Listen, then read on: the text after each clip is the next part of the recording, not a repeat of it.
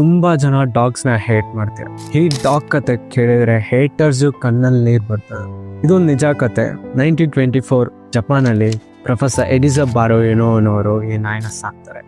ಯಾವ ಲೆವೆಲ್ಗೆ ಈ ನಾಯಿನ ಸಾಕ್ತಾರೆ ಅಂದರೆ, ಪ್ರೊಫೆಸರ್ ಕೆಲ್ಸಕ್ಕೆ ಅಂತ ಟ್ರೈನಲ್ಲಿ ಹೋಗ್ತಾ ಬರ್ತಾರೆ, ಜೊತೆಗೆ ಎಚಿಕೋನು ಹೋಗ್ತದೆ.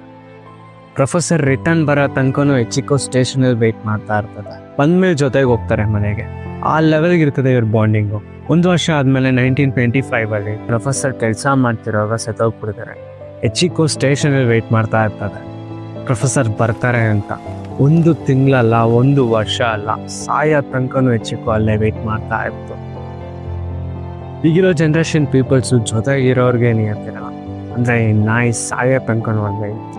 ಎಚಿಕೋಗೆ ಟ್ರಿಬ್ಯೂಟ್ ಕೊಡಬೇಕಂತ ಜಪಾನಲ್ಲಿ ಒಂದು ಸ್ಟ್ಯಾಚ್ಯೂ ಇಟ್ಟವ್ರೆ. ತುಂಬ ಜನ ಆರ್ಟಿಕಲ್ಸ್ ಬರ್ತಿದ್ದಾರೆ. ಒಂದು ಮೂವಿನೂ ಬಂದಿದೆ. ಈ ಮೂವಿ ಯೂಟ್ಯೂಬಲ್ಲೂ ಇದೆ, ಅಮೆಝಾನ್